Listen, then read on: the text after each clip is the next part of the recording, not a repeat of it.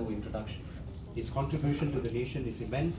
He's played a key role in many organizations. He told me specifically, keep the introduction short. A good man with a good heart, ever ready to serve people. நல்ல மனம் படைத்த பல உள்ளங்கள் இருக்கும் இந்த அவையில் மிகப்பெரிய மனம் கொண்ட ஒருவரை அறிமுகம் செய்வதில் மகிழ்ச்சி அடைகின்றேன். சிங்கப்பூருக்கு பல முறைகள் பல வழிகளில் இவர் பல சேவைகளை செய்து சாதனை புரிந்திருக்கின்றார். இன்னமும் இந்த வயதிலும் கூட ஜோர்தானுக்கான சிங்கப்பூரின் தூதராக இருக்கின்றார்.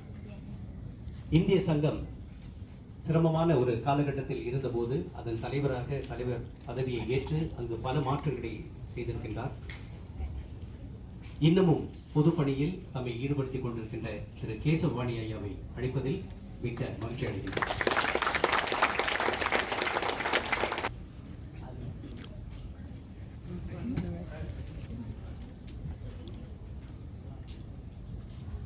இவருக்கு மரியாதை முதலில் செய்ய இருக்கின்றோம். பொன்னாடை அணிவிக்க திரு பொன் சுந்தரராஜு அவர்களை இன்றைய கதாநாயகர் இப்போது பொன்னாடை அணிவிப்பது சிறிய ஆடை என்றாலும் உங்கள் கரவொலியால் அது பெரிதாகிறது.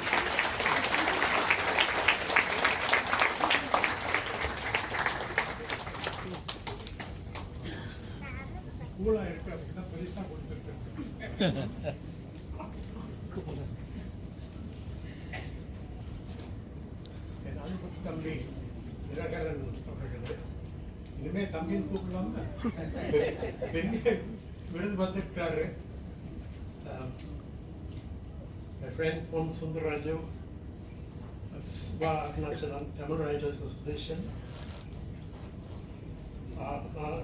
Andiappan Chitra அவர்கள், நான் என் தாய்மொழி தெலுங்கு, என் மனைவி தாய்மொழி மலையாளம், ரெண்டு கலந்தா இப்படி வரும். ஸோ நீங்க இப்படி ஊர்ல இருந்தா தமிழ் தான் பேசணும். So managing it. எல்லோருக்கும் வணக்கம், முதற்கண் வணக்கம்.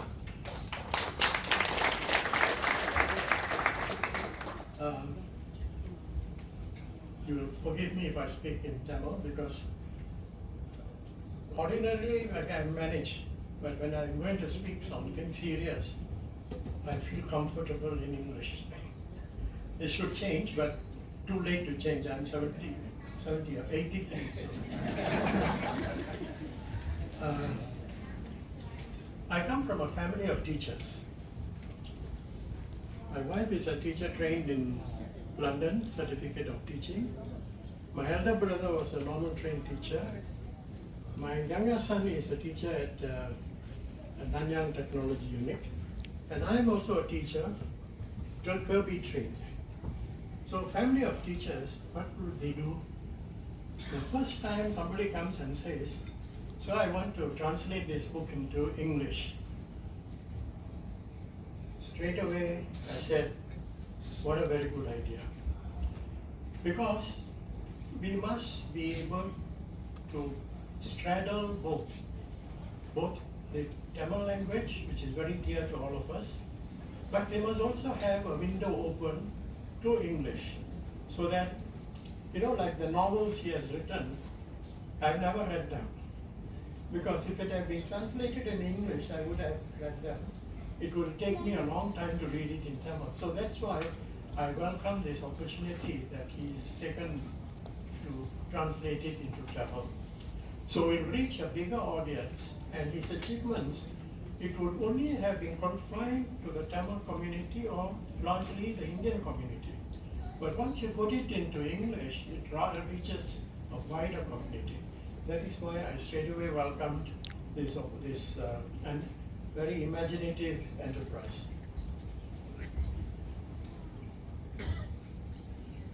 I think the other reason is that Mr. Nathan told me one thing. Whatever you do for example, launching a book or a play, always have in mind something that you can do for the community.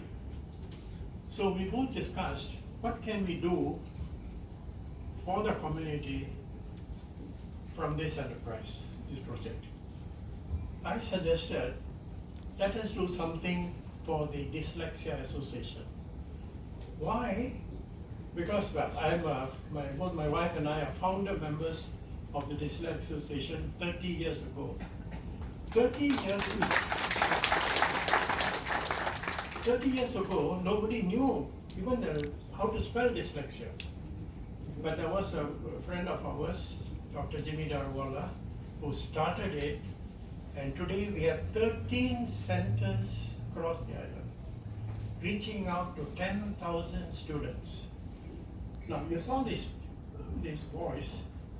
If you had seen them at the beginning, they would not have been able to coordinate, they would not have been able to convey their feelings, because it's a kind of thing that people are not too confident. And research has shown, while we have reached out to children in the Chinese community, very little has been done to find out how to reach to the Indian community. We have, from our figure, we have got about 300 children with dyslexia, and we are trying to see what can be done. So that's why I suggested how about doing research on dyslexia in the teaching of Tamil. And that is what we propose to do. And for that, he very kindly has agreed that some of the proceeds from today's function will be donated to this particular project. And I'm happy to inform you it has got off to a very good start with a donation of $5,000 from someone who doesn't want his name to be mentioned. But we all know who he is. So that's a good start. And then another friend of ours has also donated. So we have already got to start off with a donation of $6,500 for this project. We also know that there is a professor, Dr. Mullai in KL, who has done a lot of research. So we are trying to get her to come and give us a speech. But for now, but why am I telling you? Because I'm telling you to put whatever it is in your pocket, and when you buy the book, just don't count how much, just put it. So we hope that with that, as a good start, we can get to a very important thing, getting our children to know, to be identified if they are backward in something or other. Now, I'll finish with this. I would like to thank all of you for joining this effort, and I think it will bear fruit in the future. Thank you.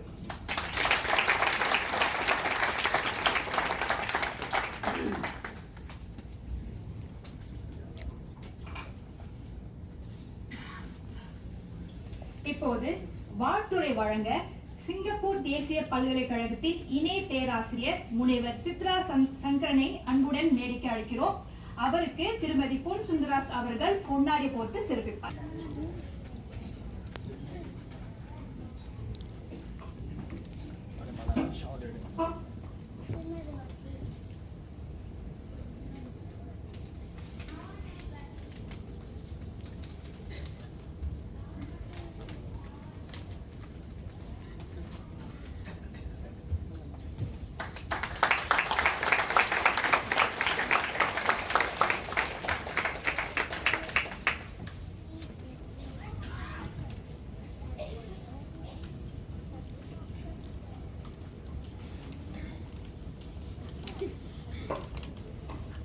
விழா நாயகர் திரு பொன் சுந்தர்ராஜு அவர்களே, அவர் துணைவியார், வாழ்க்கை துணைவியார் திருமதி சரோஜா அவர்களே, விழா தலைவர் திரு தினகரன் அவர்களே, பேராசிரியர் கேசவபாணி அவர்களே, திரு ஆண்டியப்பன் அவர்களே, மற்றும் குழுமியிருக்கும் தமிழ் அறிஞர்களே, தமிழ் ஆர்வலர்களே, என் நண்பர்களே, உங்கள் அனைவருக்கும் முதற்கண் என் பணிவான வணக்கத்தை தெரிவித்துக் கொள்கிறேன்.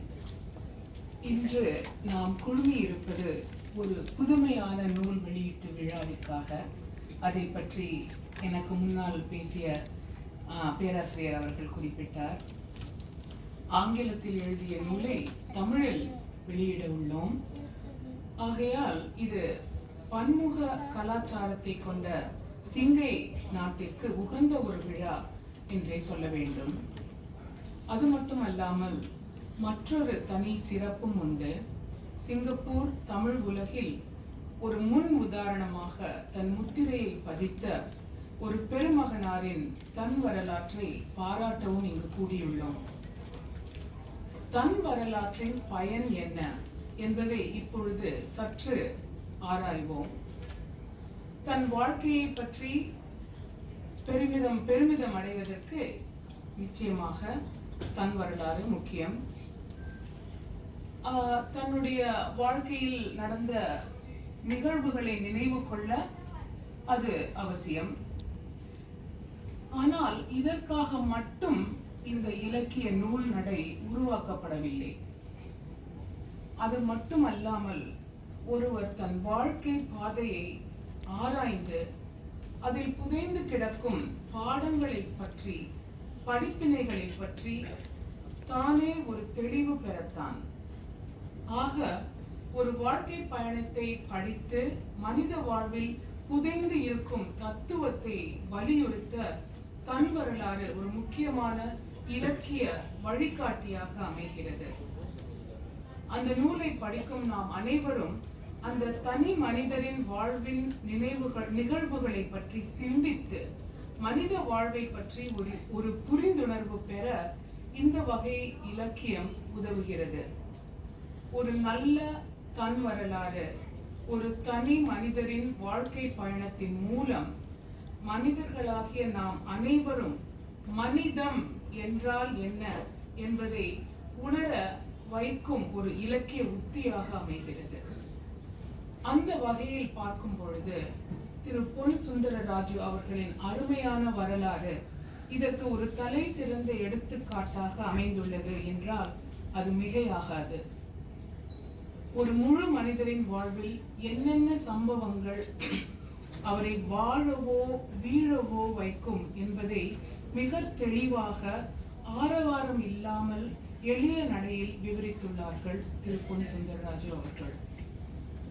அவருடைய தனிப்பட்ட வாழ்வில் நிகழ்ந்த ஒரு பெரிய துயரத்தின் விவரத்தை படித்துவிட்டு அவருடைய எளிமையான சொற்களில் புதைந்து கிடக்கும் பெரும் துயரத்தை உணர்ந்து என்னை அறியாமல் என் கண்களில் நீர் ததும்பியது.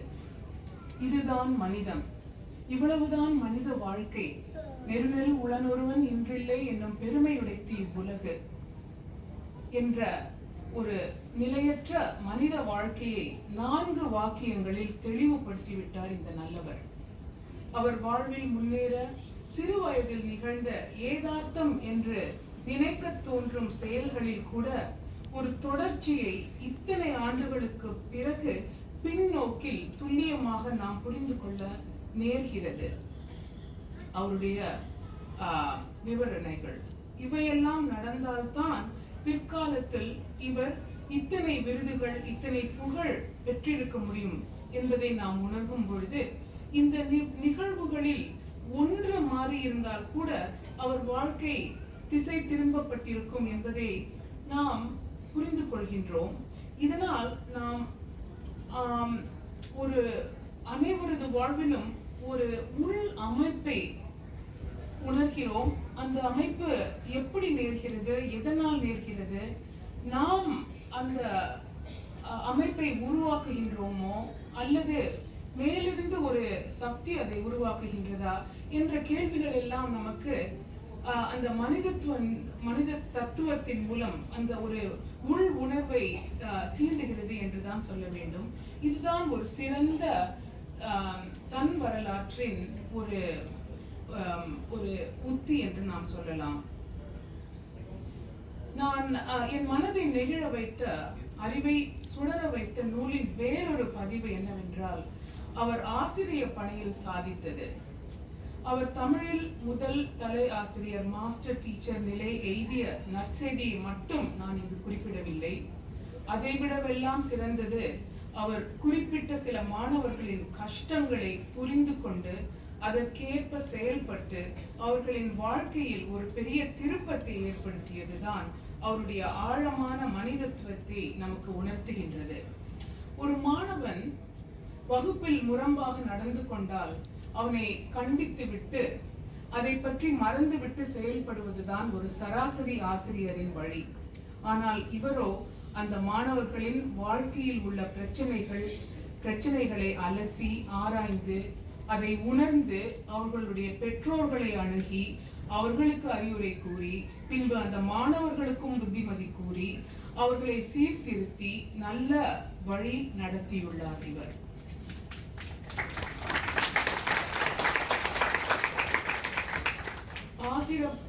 ஆசிரியர் பணியை வெறும் பணியாக கருதாமல் ஒரு பெரும் பொறுப்பாக, ஒரு பெரும் சேவையாக கருதியுள்ளார் என்பதை நாம் புரிந்து கொள்ளலாம். ஆசிரியர்களாக பணிபுரியும் நாம் அனைவரும் படித்து தெரிந்து கொள்ள வேண்டிய கருத்துக்கள் நிறையவே இந்த நூலில் வைரங்களைப் போல மிளிர்கின்றன. தமிழ் வரலாறு நாயகர் முத்தமிழில் இயல், நாடகம் ஆகிய இரண்டிலும் தன்னுடைய ஆற்றலை வெளிக்கொணர்ந்துள்ளார். பொதுவாக என் வாழ்க்கையில் நான் சந்தித்த நடிகர்கள் அனைவருமே அவர்களுக்கு ஒரு துடிப்பு, ஒரு ஆவேசம், ஒரு அடாதுடித்தனம் என்று கூட சொல்லலாம். ஆங்கிலத்தில் ஃபிளம்பாயன்ஸ் என்று சொல்வார்கள். அது அவர்களிடம் உண்டு.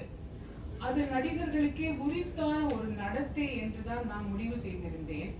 ஆனால் தன்னடக்கமே உருவான இவர் சிறந்த நடிகராக பணியாற்றியுள்ளார் என்று படித்ததும் அசந்தே போய்விட்டேன்.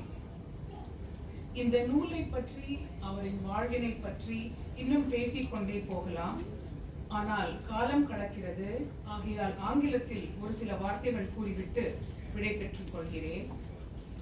Dear friends, I deem it a great privilege and pleasure to stand before you today to say a few words about Mr. Pon Sundararaju, who occupies the estimable position of being the first ever master teacher in Tamil in Singapore. This is indeed a unique book launch where a book written in English is being analyzed and extolled in Tamil. This is, however, eminently suitable to the multicultural, multilingual ethos of Singapore. It is also suitable because the life story of a great teacher with a lifelong contribution to Tamil needs to be shared with other races through a common language medium. It is also fitting that this should be through his autobiographical writing. Autobiography is often an underestimated and underutilized genre in literature.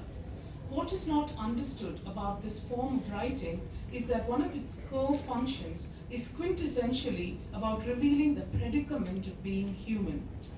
This function is most impressively performed by Mr. Pon Sundararaju's autobiography, displaying aspects of his many-faceted life with clarity and without pomp.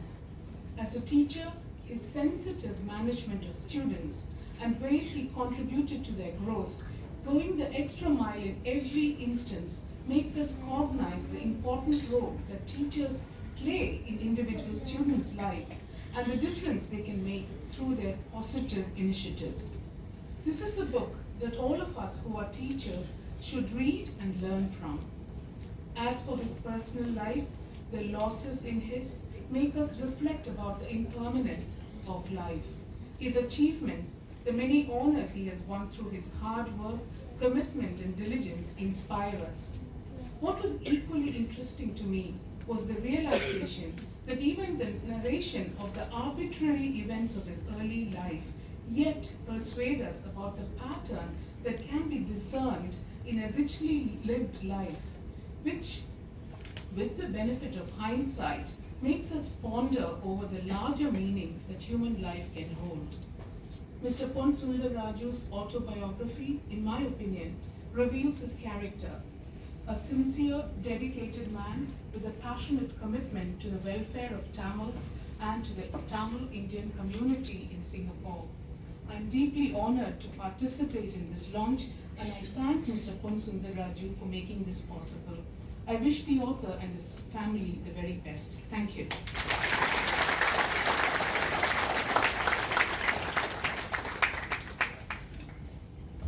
the speaker who just spoke is someone who is equally willing to share her time and space for the benefit of Singaporeans. She has served in so many committees. I think she served the maximum term in the Indian Program Advisory Committee. After 15 years, you can't serve, right? And then she was invited to go and serve in other committees in Mika as well. So,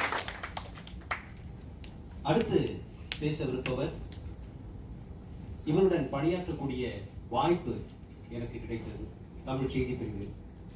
இவரை பற்றி கூற வேண்டும் என்றால், அழுத்தம் திருத்தமாக குறுகிய நேரத்தில் முடிவெடுக்கக்கூடிய ஆற்றல் இவருக்கு இருக்கின்றது.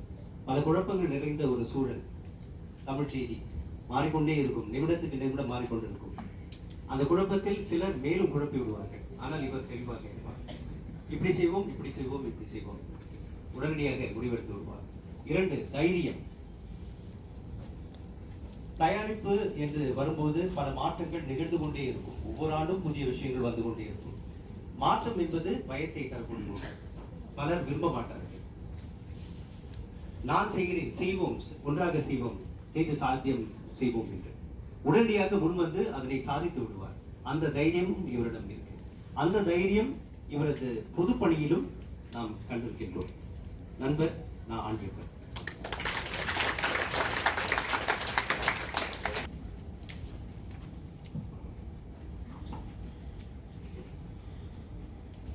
செந்தமிழே உயிரே நரந்தேனே, செயலினை மூச்சினை உனக்களித்தேனே, நைந்தாயனில் நைந்து போகும் என் வாழ்வு நன்னிலை உனக்கனில் எனக்குந்தானே என்ற பாவேந்தர் பாரதிதாசனின் வயிறு வரையில் நினைவில் கொண்டு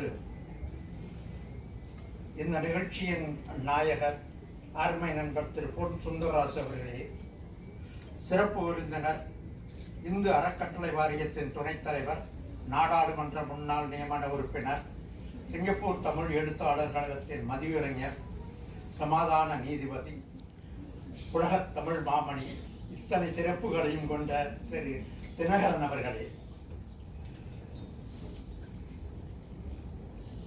முதன்மையுரையாற்றிய லீ குவான் யூ பொதுக் கொள்கை பள்ளியின் சார்புநிலை பேராசிரியர் திரு கி கேசவபாணி அவர்களே, வாழ்த்துறை வழங்கிய சிங்கப்பூர் தேசிய பல்கலைக்கழக இலக்கியப் பிரிவின் தலைவியும் ஆங்கில மொழி மற்றும் இலக்கியத்துறையின் துணைத் தலைவியுமான இணை பேராசிரியை சித்ரா சங்கரன் அவர்களே, வரவேற்புரையாற்றிய சிங்கப்பூர் தமிழ் எழுத்தாளர் கழகத்தின் செயலாளர் திருவாட்டி கிருத்திகா அவர்களே, பாராட்டு உரையாற்றவிருக்கும் எழுத்தாளரின் பெயர்த்தி செல்வி ராதிகா தியா ராபின்சன் அவர்களே, நிகழ்ச்சியை நெறிப்படுத்திக் கொண்டிருக்கும் திரு விமல்ராம் செல்வி கலைவாணி ஆகியோரே, இந்த நூல் வெளியீட்டு விழாவிற்கு ஏற்பாடு செய்துள்ள சிங்கப்பூர் தமிழ் எழுத்தாளர் கழக தலைவர் திரு சுபா அருணாச்சலம், செயலவை உறுப்பினர்கள் மற்றும் பெரியோர்களே, அமைப்புகளின் தலைவர்களே, எழுத்தாளர்களே, ஆசிரியர் பெருமக்களே, பெரியோர்களே, தாய்மார்களே, உங்கள் அனைவருக்கும் முதற்கண் எனது வணக்கத்தை தெரிவித்துக் கொள்ள விரும்புகிறேன். திரு பொன் சுந்தரராஜு ஒரு தமிழாசிரியர், சிறுகதை மற்றும் நாடக எழுத்தாளர், பகுதி நேர வானொலி தொலைக்காட்சி செய்தி வாசிப்பாளர், பயிலரங்கு நடத்துனர், ஆய்வாளர் என பன்முக திறமை கொண்டவர். தமிழாசிரியர் துறையிலே ஆக உச்ச நிலையான மாஸ்டர் டீச்சர் எனும் முதன்மை ஆசிரியர் தகுதியை பெற்றவர். அதையும் முதலாக பெற்ற பெருமைக்குரியவர். அவரை நான் முதலாக சந்தித்த போது இவ்வளவு பெருமைக்குரிய ஒருவராக வருவார் என்பதை நான் அறிந்திருக்கவில்லை. சிங்கப்பூர் ஒளிபரப்பு கழகத்தில், தற்போதைய மீடியா காப்பில் 1983ஆம் ஆண்டு மலேசியாவிலிருந்து வந்து நான் செய்தி ஆசிரியராக சேர்ந்தபோது இவர் ஏற்கனவே அங்கு பகுதி நேர செய்தி வாசிப்பாளராக இருந்தார். அங்குதான் நான் செய்தி ஆசிரியராகவும் இவர் செய்தி வாசிப்பாளராகவும் சந்தித்தோம். அதன் பிறகு எங்கள் நட்பு செய்தி அறைக்கு வெளியிலும் தொடர்ந்து இன்று அது குடும்ப உறவாக மலர்ந்துள்ளது. எனது வெற்றி திருமகன் நூலை 1993ஆம் ஆண்டு நான் வெளியிட விரும்பிய போது இவரிடம்தான் யோசனை கேட்டேன். இவர் என்னை சிங்கப்பூர் தமிழ் எழுத்தாளர் கழகத்தின் அப்போதைய தலைவர் கவிஞர் அமலதாசன், செயலாளர் பாத்தேரன் ஆகியோரிடம் அறிமுகப்படுத்தி நூல் வெளியீட்டிற்கு ஏற்பாடு செய்யும்படி கேட்டுக்கொண்டார். அவர்களும் அந்த வெளியீட்டு விழாவை சிறப்பாக நடத்தி தந்தனர். அதன் பிறகு நான் எழுத்தாளர் கழகத்தின் செயலாளராகி பின்னர் தலைவராகி சென்ற ஆண்டு நானாகவே அந்த பதவியிலிருந்து இறங்கியது உங்கள் அனைவருக்கும் தெரிந்த தனி வரலாறு. அன்றைக்கு எழுத்தாளர் கழகத்திற்கும் எனக்கும் பிணைப்பை ஏற்படுத்தியவர் அருமை நண்பர் பொன் சுந்தரராசு என்பதை நான் என்றைக்கும் மறக்கவில்லை. துரோணாச்சாரியரை மானசீக குருவாக நினைத்து எப்படி ஏகலைவன் வில்வித்தையை கற்றுக்கொண்டானோ அதை போல புகழ்பெற்ற எழுத்தாளர் ஜெயகாந்தனை மானசீக குருவாக எண்ணி எழுத்துத்துறையில் நுழைந்தவர் திரு சுந்தரராஜ். இன்னும் சொல்ல போனால் அவரது அக்கினி பிரவேசம் சிறுகதையை வாசித்த பின் ஏற்பட்ட தாக்கமே இவரையும் சிறுகதை எழுத தூண்டியது. நல்ல வேளையாக துரோணர் ஏகலைவனின் கட்டவர்களை கேட்டது போல் ஜெயகாந்தன் இவருடைய கட்டவர்களை கேட்கவில்லை. ஏனெனில் அம்பை தொடுப்பதற்கும் எழுதுவதற்கும் கட்டை விரல் மிக முக்கியமானது. ஆனால் இப்போது கட்டை விரல் இல்லாமலேயே கணினியில் தட்டிவிடலாம். இன்றைய கதாநாயகர் ஏராளமான சிறுகதைகளையும் வானொலி தொலைக்காட்சி நாடகங்களையும் எழுதியுள்ளார். ஆய்வரங்குகளில் ஆய்வுக் கட்டுரைகளை படைத்துள்ளார். 5 சிறுகதை தொகுப்புகளை வெளியிட்டுள்ள இவரது படைப்புகள் அனைத்தையும் உள்ளடக்கிய 750 பக்க தொகுப்பு ஒன்றையும் வெளியிட்டுள்ளார். சென்னை மலர்மாமணி பதிப்பகத்தின் மூலம் புலவர் இளஞ்செழியன் அந்த நூலை மிகச் சிறப்பாக வடிவமைத்து அச்சிட்டு கொடுத்துள்ளார்.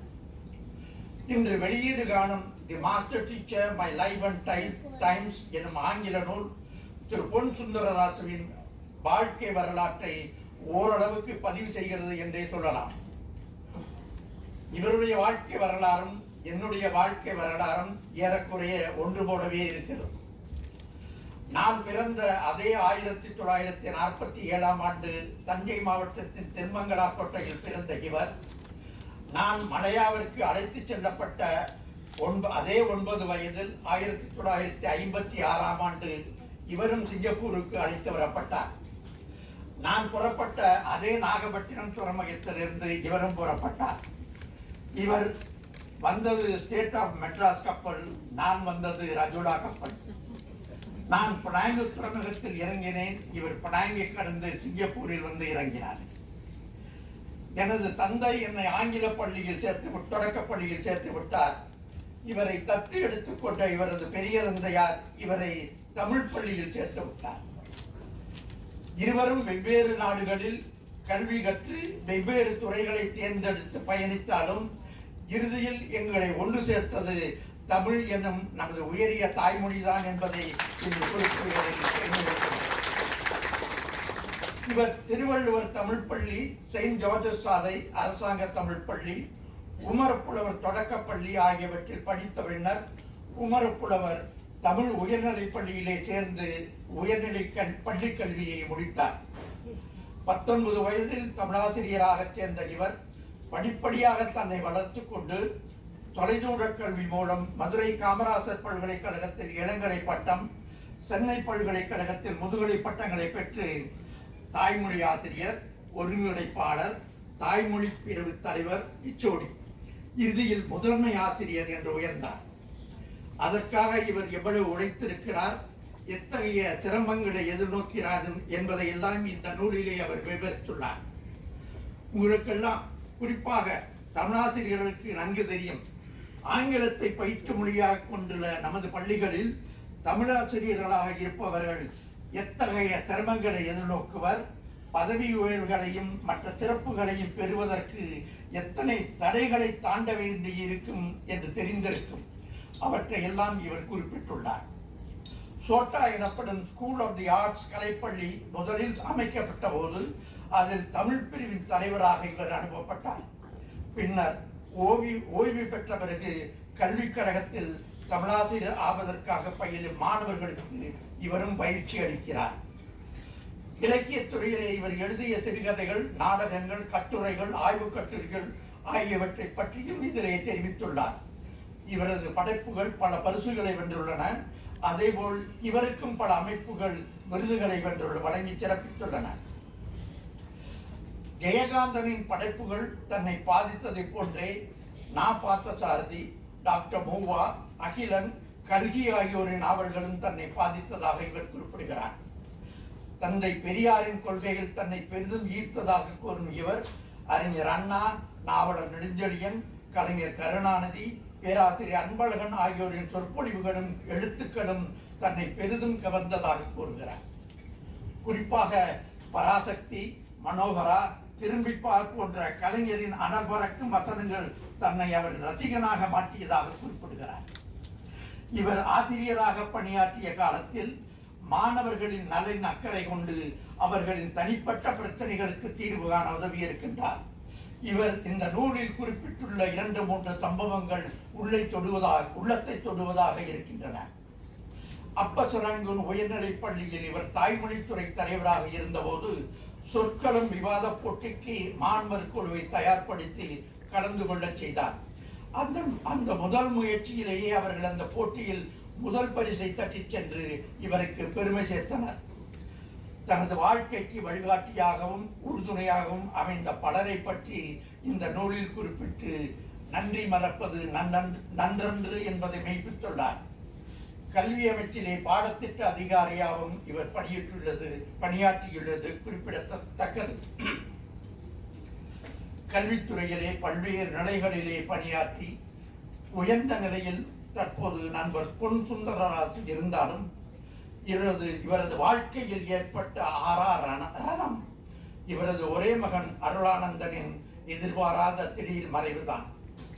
பெற்று வளர்த்து கல்வி கற்பித்து திருமண வயதாகும் போது தன் மகனை இழக்கும் பெற்றோருக்கு அது எத்தகைய கொடிய துன்பத்தை தரக்கூடிய சம்பவம் என்று சொல்லித் தெரிய வேண்டியதில்லை.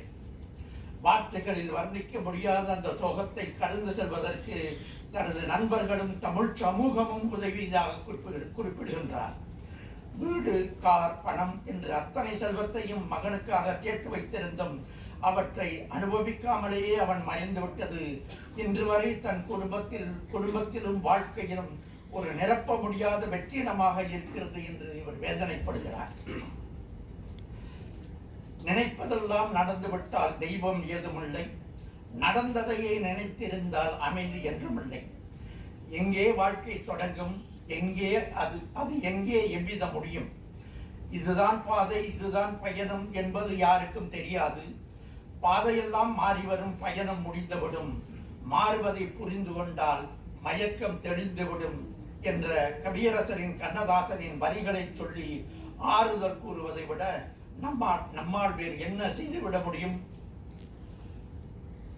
திரு அருண்மகளின் தலைமையில் 300க்கும் மேற்பட்ட சிங்கப்பூர் தமிழ் படைப்புகளை மின்னிலக்கமாக்கியதில் உதவியது தனக்கு மிகுந்த மனநிறைவை தந்ததாக குறிப்பிடும் இவருக்கு புறம் பேசுவோரை கண்டால் அறவே பிடிக்காது. எழுத்தாளர்கள் எண்ணத்திலும் செயலிலும் உண்மையாக இருக்க வேண்டும் என்று கூறும் இவர் இளையர்களுக்கு கூறும் செய்தி இதுதான். சிங்கப்பூரில் வாய்ப்புகள் ஏராளமாக இருக்கின்றன. அவற்றை பயன்படுத்திக் கொள்ளுங்கள். கடுமையாக உழையுங்கள். உடனடி பலனை எதிர்பார்க்காதீர்கள். தொடர்ந்து உழைத்தால் நிச்சயம் நல்ல பலன் கிடைக்கும். இந்த செய்தியுடன் முடிந்துள்ள இந்த நூலில் ஒரு குறையை சுட்டிக்காட்ட வேண்டியது என்னுடைய கடமையாகும். மேலும் அது நான் சம்பந்தப்பட்ட துறை, ஆகவே அதை கடந்து சென்று விட முடியாது. தமிழ் செய்தித்துறையின் தலைவர்களாக இருந்த திரு சங்கரலிங்கம், திரு கனகசுந்தரம், திரு பத்மநாதன், திரு கார்மேகம் ஆகியோரை குறிப்பிட்டுள்ள இவர் திரு கனகசுந்தரத்துக்கு பிறகு தலைமை பொறுப்பை ஏற்றிருந்த திரு ராமகிருஷ்ணன் அவர்களை குறிப்பிட தவறிவிட்டார். ஏனெனில் நான் வந்து சேர்ந்தபோது அவர்தான் தலைவராக இருந்தார். இதை தவிர ஏராளமான படங்களுடன் உள்ள இது ஒரு சிறப்பான நூல் என்றுதான் சொல்ல வேண்டும். ஆங்கிலத்தில் எழுதப்பட்டுள்ள இந்நூலை தமிழிலும் முழுமையாக வெளியிட வேண்டும் என்று அவரை நான் கேட்டுக்கொள்கின்றேன். ஒருவேளை தமிழாசிரியராக இருந்த தொடக்க காலத்தில் ஆங்கிலம் பேசுவதற்கு சிரமப்பட்ட இவர் அதனை பின்னர் வெற்றி கொண்டதன் நினைவாக இந்த நூலை ஆங்கிலத்தில் எழுதியிருக்கிறார் என்று நினைக்கின்றேன். அனைவரும் இந்த நூலை வாங்கி ஆதரிக்க வேண்டும் என்று கேட்டுக்கொண்டு வாய்ப்புக்கு நன்றி கூறி நூல் பற்றிய எனது கருத்துரையை நிறைவு செய்கின்றேன். Dear friends, it gives me immense pleasure to have this opportunity to review the book written by my dear friend Mr. Pon Sundarraj. He is an educationist who was a Tamil teacher, a writer, a researcher, a part-time radio and TV news reader. In fact, he is a multi-talented personality. In this book, The Master Teacher, My Life and Times, he has written elaborately about how he came to Singapore at the age of 9 and continued his studies in a Tamil school up to his secondary education, when he completed it at the famous Umar Pulavar Tamil High School, the only Tamil high school in Southeast Asia at that time. After completing his secondary education, he joined as a Tamil teacher at the age of 19.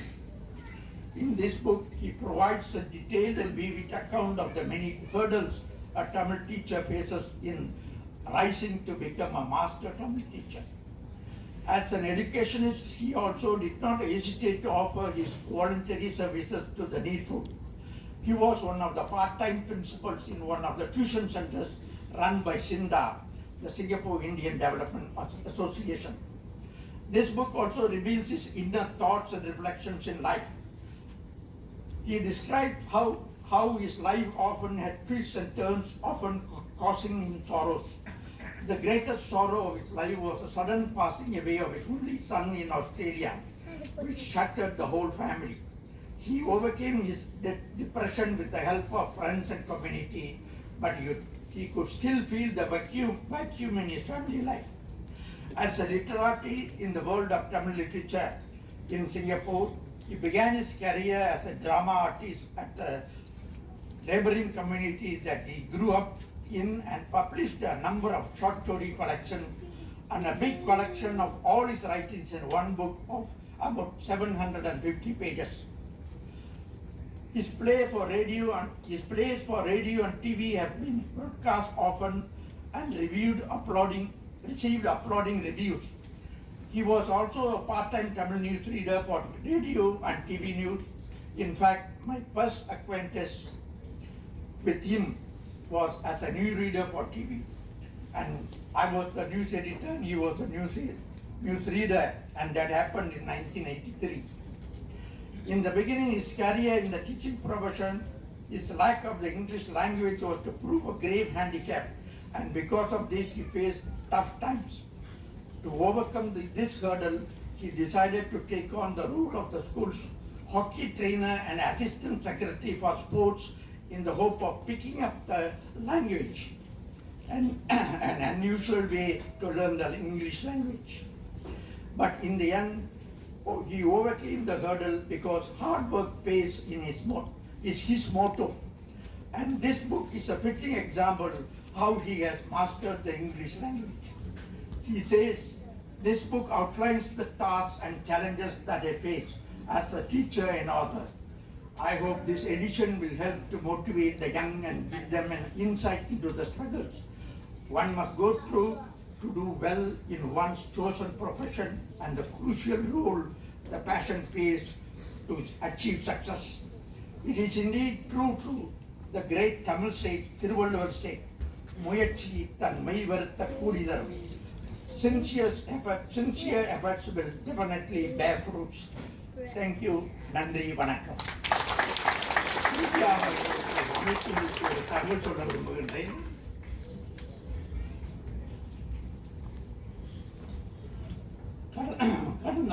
கடந்த மாதம் அமைப்புகள் எல்லாருக்கும் ஒரு கடிதம் எழுதியிருந்தேன்.